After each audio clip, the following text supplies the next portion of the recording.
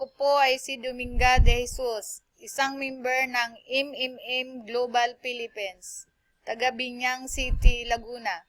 Ako po ay nag-join sa MMM upang makatulong at makahingi ng tulong.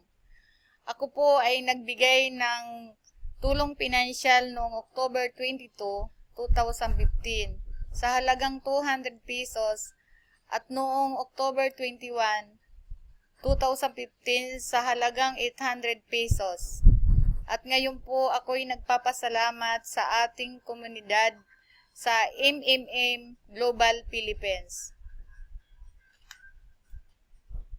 Dahil ako po ay humingi ng isang tulong pinansyal noong December 3, 2015 kahapon sa kabuuan halaga 1,100 dahil ako ang nangangailangan ng pera, kaya salamat po sa isang participant na nagbigay nito.